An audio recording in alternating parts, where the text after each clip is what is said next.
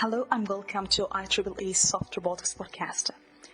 In this podcast, we're going to interview researchers from both academia and industry about their work, thoughts, spectrum, and more beyond that. This is Marwa Edwini, and I hope you will find this podcast useful. If you would like to connect with us, simply send us, and we will be happy to hear from you. And here is my interview. Thanks. So I'd like to ask you first how you would like to define yourself for the audience, maybe first time listening to you. How would you like to define yourself? Well, yeah, so I am an associate professor in electrical and computer engineering at the University of Michigan. I'm also the associate director for graduate education in the Michigan Robotics Institute. So I'm curious about your work in legged robotics and exoskeleton. If you can tell me more about maybe why you are so passionate about what you're doing that as in your research, and what could be the most maybe important question do you think still not fully considered yet in this field of domain? Right, yeah. So I think my whole soapbox for this type of research has been trying to bring autonomous control methods that have been pioneered in the autonomous legged robots community. So we're talking about robots that can walk independently of humans, walking, running, climbing stairs all on their own. And if we can get autonomous legged robots to do that so gracefully, then we should be able to get prosthetic legs and lower limb exoskeletons to also walk gracefully with humans, right? But of course, it's not quite as so easy as taking the control method that works on an autonomous robot and putting it on an exoskeleton, because you also need the exoskeleton to walk in a human-like manner, not like a robot, right? So then there's that extra challenge of trying to encode human-inspired control principles into these very principled control methods for legged robots. And so that's really where my research focuses. And over time, it's been growing also into the area of actuation as well, because I've found that a lot of the work that we're trying to do for both prostheses and exoskeletons requires very back-drivable, very kind of naturally compliant actuators that aren't compliant through the use of springs or soft materials, but are compliant in the sense of having very minimal inertia. And so they're easy to backdrive and comply with the ground, much like you may be familiar with the MIT Cheetah robot, right? We've essentially taken inspiration from that autonomous robot and been trying to apply similar quasi-direct drive actuators to wearable robots. So I'm curious about the problem in that case, since you're using quasi, for example, back-drive actuator in that case. And if you can tell me more about what kind of problem do you believe that's solved by this technique, and maybe still also limitation do you believe in this technique as well? Yeah, so the big problem is how do you get enough output torque without adding a bunch of inertia and friction, right? Like that's the big problem. And so when you're talking about a wearable robot, so an exoskeleton that has to help someone move, you need to produce a significant amount of torque, depending on the type of impairment that you're trying to assist. The torque can be, anywhere from maybe 20 Newton meters to 100 Newton meters. And so how do you get that kind of torque without adding all the friction and inertia that makes the joint very stiff, very rigid, right? So that's the big challenge. And so then, thankfully, the field of drones and to some extent electric cars are making really, really nice high torque, low inertia motors. And so then we can couple those with minimal transmissions so that they end up being what we call quasi-direct drives. And then we can get essentially the best of both worlds: high output torque, low backdrive torque, with only a minimal trade-off for mass. That's kind of like the one downside is that as you tend to optimize for both output torque and backdrive ability, you tend to increase mass a little bit, but not to the point where it's not a feasible solution anymore. And it's getting better and better every year with new products hitting the market. Mm-hmm. So maybe hear about the trade-off here. Do you believe that's through your work, there's something you can't overcome as a trade-off, or maybe unavoidable trade-off in that case? Do you have any scenario like that in this stage? Yeah, so I think that mass is theoretically an unavoidable trade-off. We had a recent paper published in IEEE ASME Transactions on Mechatronics that analyzed this. And so technically, as you try to make your actuator more backdrivable by relying more on the motor diameter, for example, increasing the motor diameter, you're going to increase the mass a little bit. But then that all depends on the architecture of the motor. Like, what is the baseline mass that you're talking about, right? And so that's kind of the unavoidable theoretical problem. But in practice, we're seeing some really, really cool designs coming out of T-Motor specifically. Has some really impressive motors. And in fact, they're even now selling integrated motors with planetary transmissions. So the planetary transmission is integrated into the inner diameter of the motor, and it kind of does everything for us. And so we're no longer in the business of designing custom gears and custom actuators. We're actually now beginning to transition towards using these off-the-shelf solutions, which makes our job a lot easier, since what I really want to focus on is control problems. And lately I've been focusing a lot on design problems so that I could demonstrate my control ideas, and now it's kind of a convergence of the two, where we can kind of get the best of control theory with the best of what industry has to offer for design. Mm-hmm. Great point.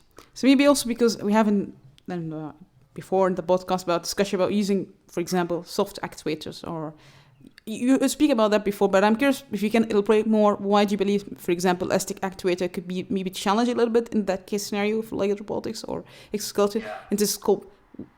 If you can elaborate more about that. Yeah. Sure, of course. So first of all, I think series elastic actuators are great in many ways. I think they achieve a similar goal of having this kind of soft interaction with the human.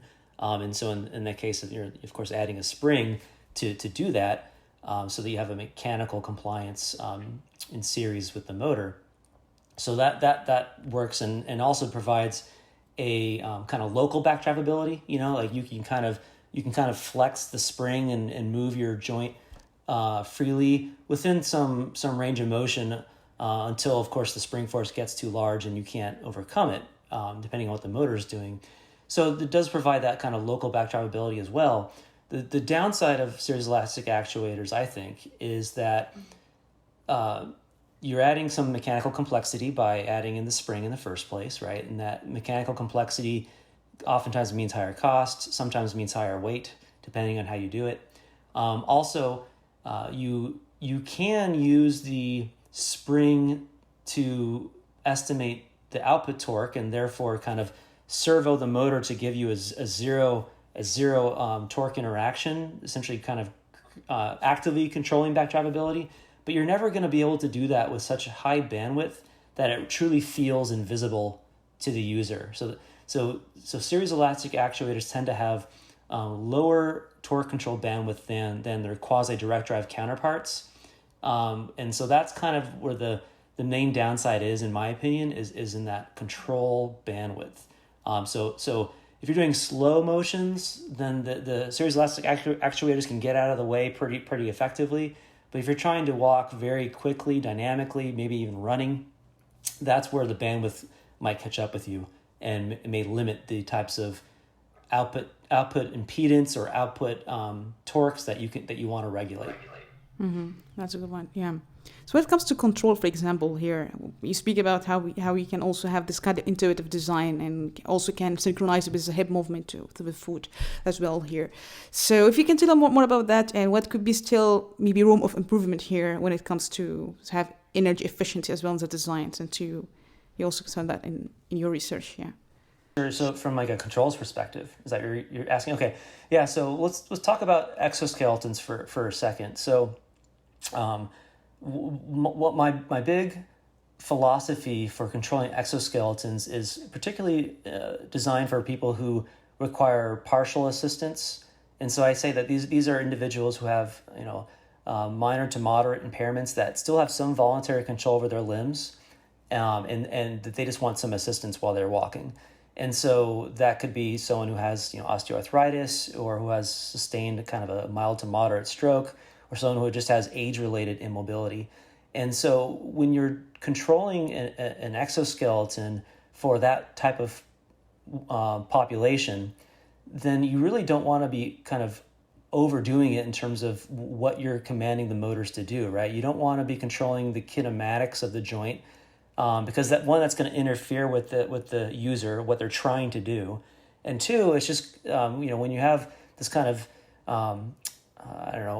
over-aggressive control approach, then of course you're also going to overuse the battery more than you need, right? And so what we're trying to do is we're trying to have a very minimalist control approach where we're essentially trying to augment the energetics of the user. So essentially trying to provide gravity compensation or inertia compensation, kind of minimal things that provide a meaningful assistive torque, but don't do too much to get in the way of the user or to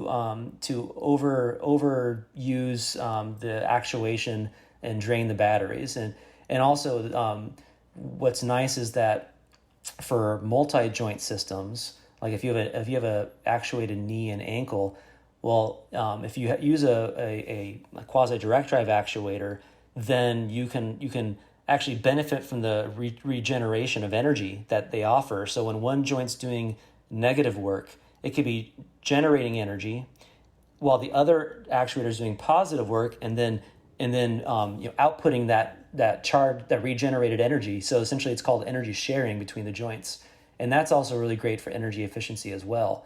And that happens during the gait cycle during human walking, where you have one joint doing positive work, like the ankle, another joint doing negative work, like the knee, and they can share power to make a more efficient system. And so that kind of comes somewhat naturally with quasi-direct drives, as long as they're both on the same power bus. Mm-hmm. That's the point, yeah. So I'm curious about uncertainty. We speak about the uncertainty and when it comes to the design and also the environment too. Have you managed to do the adaptable exoskeleton or the leg drop within that scenario to uncertainty? Because I think it's a very interesting point. Yeah. So uncertainty is certainly something that is really important to this application area. Humans, of course, are very uncertain in the first place, right? Like what is the human trying to do? How much does the human weigh? Is the human, wearing a backpack or that kind of thing? And so I think that with control, it helps a lot to not try to control kinematic objectives for exoskeletons, because then you don't have to worry about what is the human trying to do. I only want to, for example, compensate for gravity, which that objective is invariant across activities. We do typically need to know whether the exoskeleton is in stance phase or swing phase, but that's relatively easy to detect. So that deals with the uncertainty associated with like the activity of the person. On the prosthetic leg side of things, it's definitely harder because with the prosthetic leg, you actually do have to control kinematics to some degree because there's no biological limb to provide those kinematics, right? And so then we have to deal with this problem of to some degree estimating intent for activities, but we try to minimize the number of activities we're trying to detect, in the sense that if we can say classify walking and standing and ramp ascent and descent as like one activity mode, and then let the controller be able to handle all of those conditions, then that simplifies the intent recognition process where maybe you're just trying to detect between that big mode and maybe stair ascent and stair descent and then sitting. And so then you have these four options you're trying to classify, and then within each of those options you have an adaptive controller that can handle all the cases included in there. And so what I mentioned earlier, the walking, ramp walking and standing controller, well, essentially what we're doing there is we're allowing the prosthesis to detect the inclination of the ground and the walking speed of the person, so that can all be done automatically without having to actually estimate the intent of the person. That's more of like an environmental thing as opposed to an intent thing. And so we're essentially trying to kind of create some abstraction, a convenient abstraction to deal with uncertainty in terms of both human intent and then environmental factors as well, and try to separate them in that sense. So when it comes to in reality where we see an evolution, how human were doing, it is this something for you hard to understand how this is happening, because you say that there's still a lot maybe to replicate what we already have. How do you see so far maybe the gap between what we have as a human walking and also as robot we do? Yeah, there's certainly a big gap still, right? Right now it's very, very difficult to, for example, improve the gait of a completely able-bodied person. Some people are able to do it, but with very, very controlled conditions, like walking on a treadmill at a specific speed, rather than walking out and about in the world. It's very, very difficult to do that, and that's just because of how amazingly adapted we are at locomotion, right? So that, yeah, we're still not quite to the point where our robots can outperform our biological limbs, right? I think that maybe in the future, maybe within the next few decades, the actuators will get better, lighter. Our control methods will become more synchronized to the human user and to their activity, to the environment, and then we'll get to the point where maybe we're beginning to push the boundaries of biological capabilities. But even then, we're still going to have issues with, really, I don't know, sensing and sensing the environment through proprioception and mechanoreceptors in the feet that are missing with an amputated limb. We're never going to be able to easily replace that without neural interfaces and things that are kind of outside of the field of robotics. At least my subset of robotics. But there are people working on those problems, right? And so that could happen in the next couple of decades. But until we have this really kind of high fidelity interface between the brain and the nervous system and the robot, I don't know if we're ever going to get to the point of outperforming the biological system. Mm-hmm. So based on that, where do you believe that maybe as a community in that case you have to, give more attention? Where do you think that maybe the key points that maybe can push the limits here? Do you believe that we have to give more focus here? Yeah. So I'd say that we need to continue to give more attention to actuators, because actuators are still a limiting factor. Motors are still, heavy, relative to muscle, and we still can't make artificial muscles that do exactly what human muscles can do and stuff like that. So there's still plenty of work to be done in actuation. There's still work to be done in terms of sensing. I mean, even just sometimes contact sensing with an exoskeleton in particular is challenging. For example, if you want to use your own shoes, as opposed to like a big foot plate on an exoskeleton, it's hard to get a reliable insole into your shoes that detects contact. Those sensors degrade very quickly, and so that's still a challenge. And then of course the neural interfacing side of things, which again that requires our friends in neural engineering to conquer those challenges. But once we get there, I feel more confident about our capabilities. And there's one more that I would add, and that is the physical interface too. So, for example, with someone who's lost a limb, prosthetic legs are essentially attached to soft tissue, right? I mean, they're not attached to bone like our biological limbs. They're not attached to the skeleton like our biological limbs are, and so that causes all sorts of problems associated with skin irritation, having this soft interface that makes it difficult to transfer mechanical power between the body and the prosthesis. Similarly, with exoskeletons, we see a lot of energy getting lost through deformable tissue, right? The viscosity of the tissue ends up absorbing a lot of energy, and then also just like oftentimes straps will not apply forces as efficiently as you'd like because they move, right? So the physical interface is still a big challenge too. This is a really good point. Yeah. So also about the resilience in that case, do you consider that, I don't know, situation like how we have resilience or redundancy as a behavior and that in the design? Is this something do you consider as well? Yeah. Definitely, yeah. So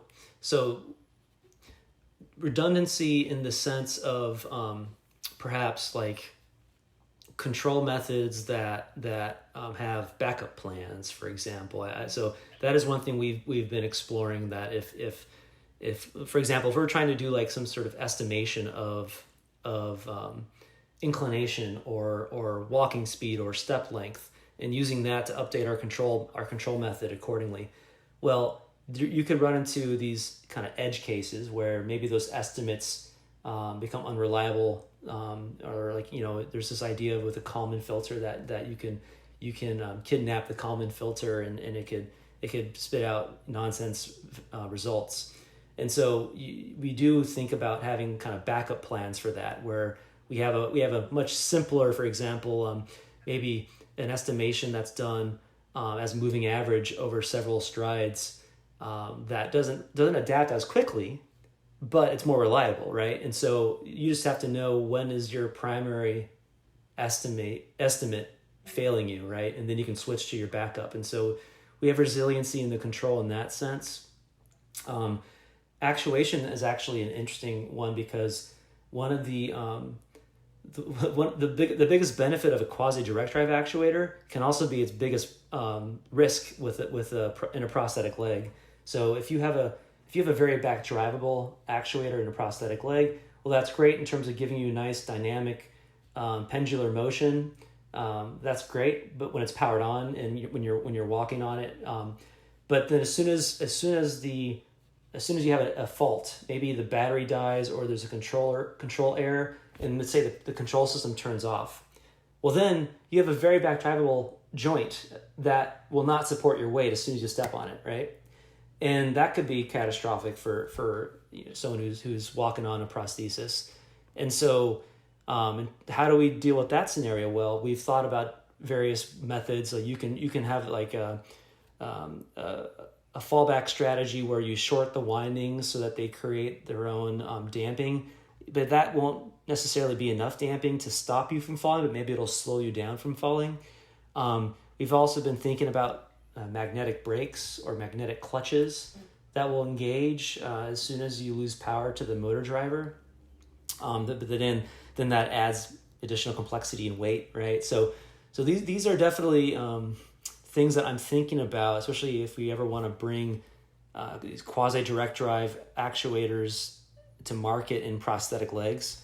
We need them to be safe when they're powered off. Essentially, you need your leg to go back to something you can stand on at least when it's not being actively controlled. And unfortunately, that's not what quasi-direct drives do naturally.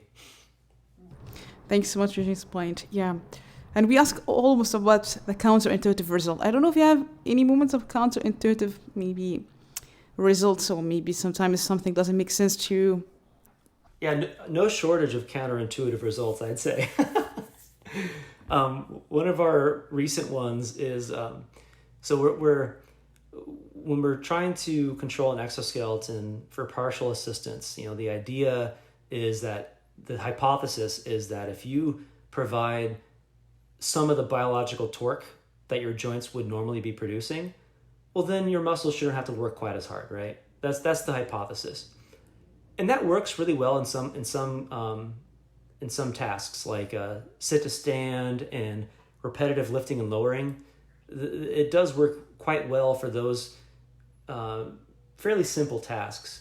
But what we've noticed is that for more complicated tasks like climbing stairs, walking, it's not so obvious. We don't quite see that cause and effect, where even if we're perfectly matching the biological torque at the joint, and usually we're providing a fraction of it. So let's say, just for example, maybe we're providing 50% of the biological torque at the ankle and the knee. Well, that doesn't necessarily correspond to a 50% reduction in the muscle activation as measured by EMG sensors, electromyography. Sometimes we even see the opposite effect. Sometimes in some muscles, we see an increase in activation, but whereas in other muscles, we see decrease in activation with the exoskeleton assistance. And so that's definitely been a source of frustration as well as curiosity as to why this is.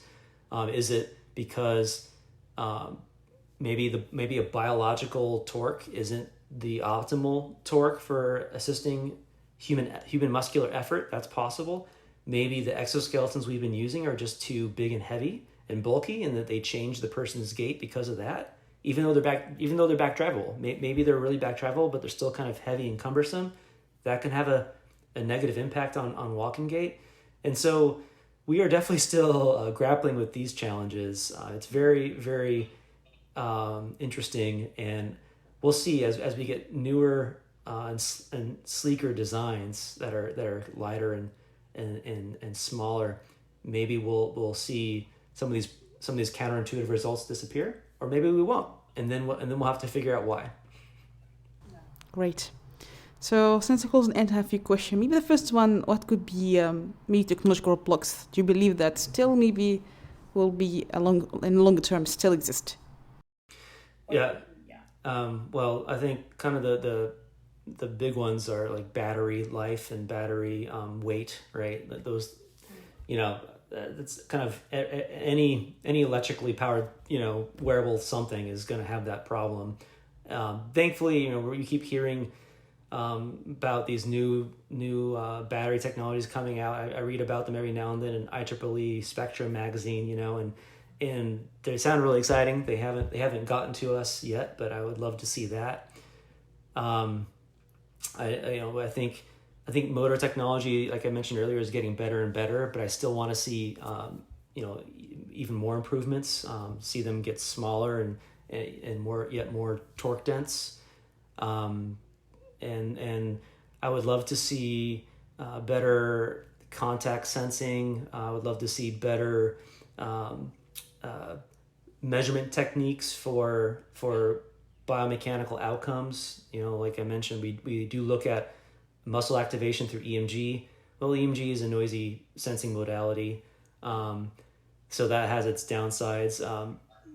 Some people like to look at metabolic cost. Well, that's also a very slow and noisy sensing modality as well. And so they all have their upsides and downsides. And so we still need to see improvements in how we measure biomechanical outcomes as well. Mm-hmm. Right. So also I'm curious about, do you have a moment of doubt when you try to solve a problem and ask her the question? Because I think in the research sometimes you doubt whether you choose right approach, or I don't know how you deal with that, or you have it or not. I don't know. Yeah. Yeah, no, definitely. I certainly doubt whether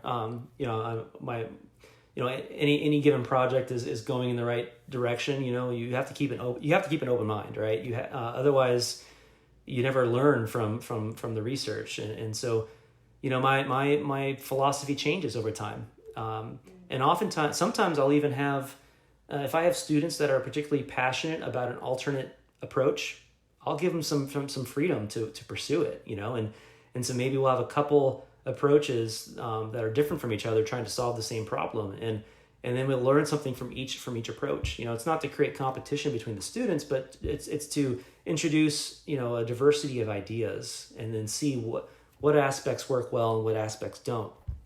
And so definitely that is a big part of my research. I can give you one quick example, and my prosthetic leg work has been largely focused on controlling kinematics, so essentially position control of joint trajectories for the prosthetic leg. And we've gotten pretty good at controlling joint position with our actuators that I talked about earlier.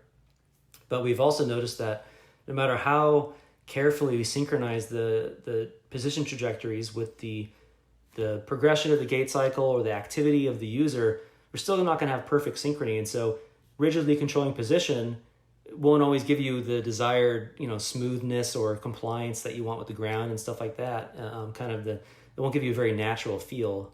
And so now we've been moving more towards an impedance control philosophy, where we we like to control stiffness and damping as well as an equilibrium angle for the. But they're all time varying quantities though.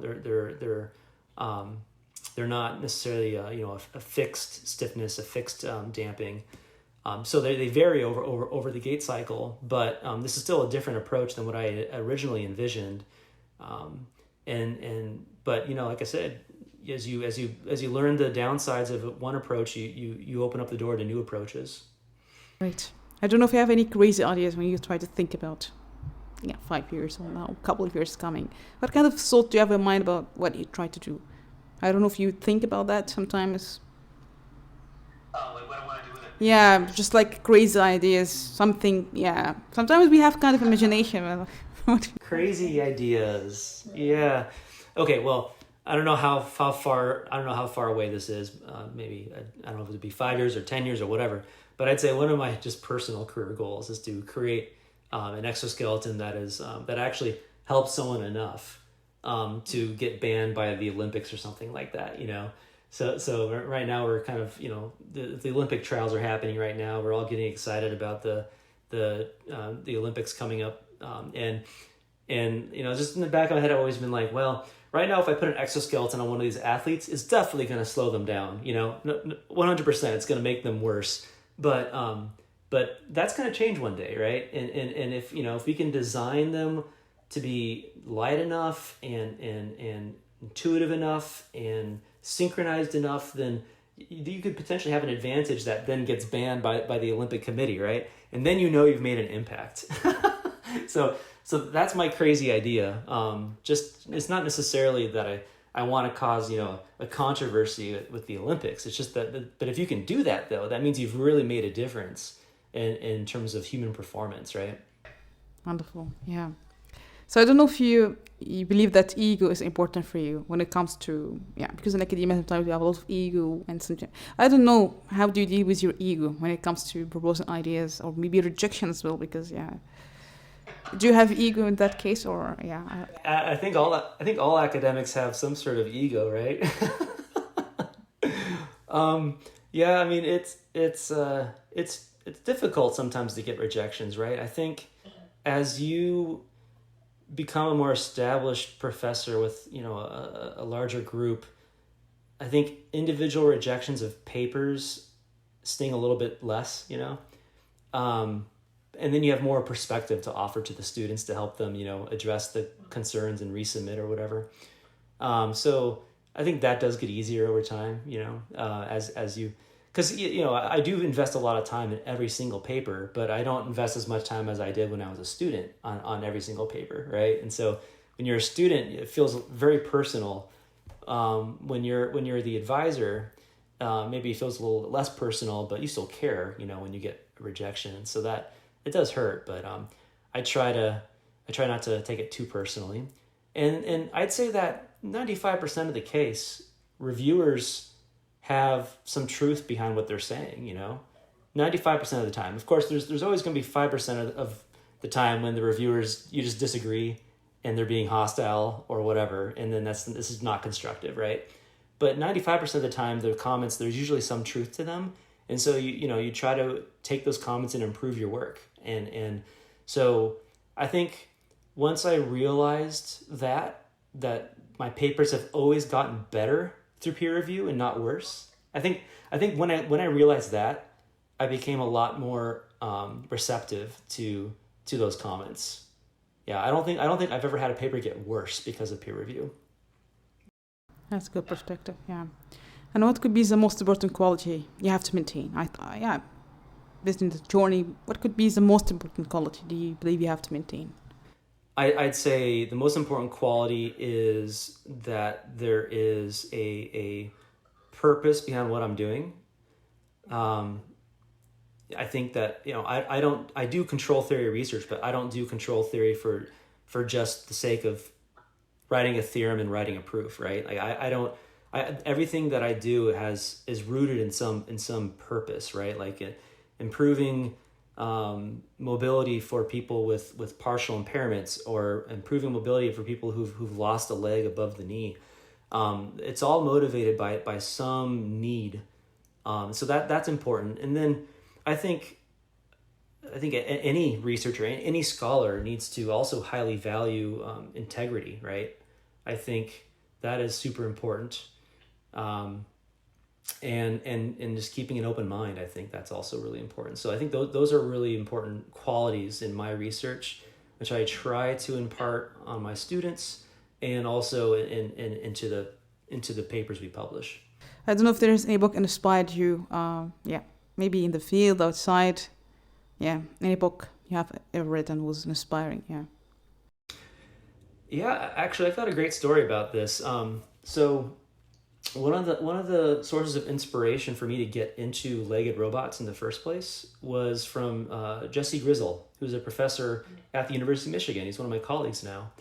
And I was an undergrad at Cal Berkeley, just attending a seminar on a topic that I thought was pretty cool. It sounded cool. It was a topic, the seminar was about control of dynamic running bipedal robots. And I was like, oh, I don't know anything about that. It sounds cool. And I saw Jesse Grizzle give this talk during a visit to Berkeley, and it just kind of changed everything for me. I was like, wow, I really want to work on that. And so I ended up getting into legged robots because, in large part because of seeing that talk. And then I've kind of followed Jesse's work and gotten to know him over the past decade plus years. And now I'm a colleague of his, which is really cool, right? Like that he had this big influence on me, and then many years later, I'm now working side by side with him. So I think that was a nice small world story for what inspired me. That's inspiring, yeah. I don't know if you have any advice maybe was given to you or was life changing. I don't know if you have any advice was given to you, yeah. That was life changing. I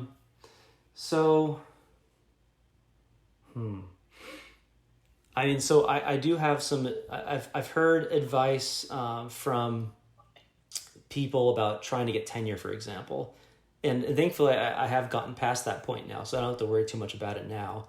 But I've heard from a lot of people that when you're on the tenure track, that you should do what you enjoy, and not what people tell you to do, and I think that for the most part was true. That I did the things that I did the service that I thought was that I enjoyed for service to my community, like peer review and editorial duties and stuff like that. I did the service that I thought was fun, and then as I was on the tenure track, I didn't do the stuff that I thought was not so fun, except for the things that of course you have to do, like when you're assigned to a committee by your department or whatever, you have to do that.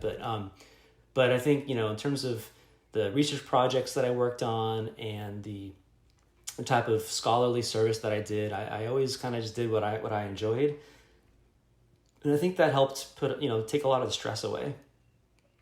So I do recommend that for people who are newly on the tenure track, trying to figure out what are your values, and what kind of impact do you want to make on the community.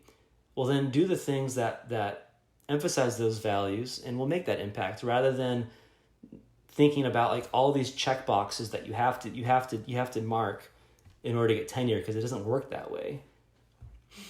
That's really wonderful. Yeah, I don't know if you have any final words you'd like to say.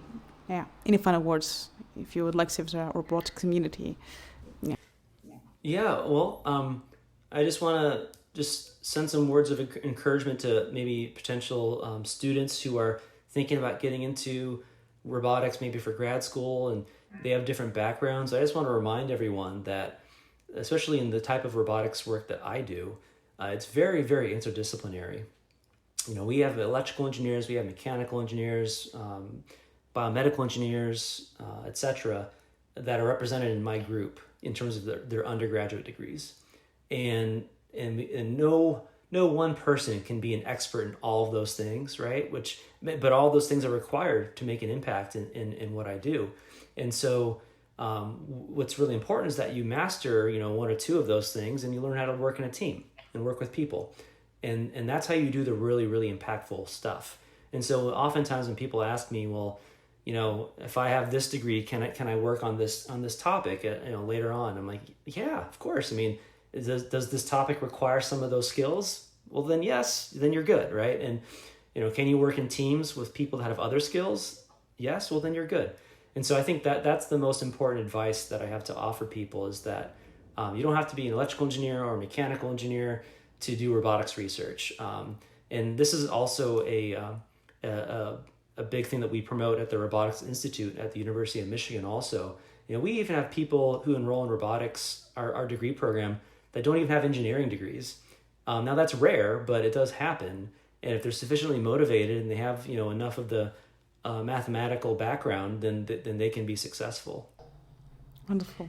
So thanks so much, Robert. It was such an honor to have you, and it was really interesting, enjoyable to listen to you. Thank you. Thank you once again for joining. Oh, sure. It's my pleasure. Thanks for the invitation again.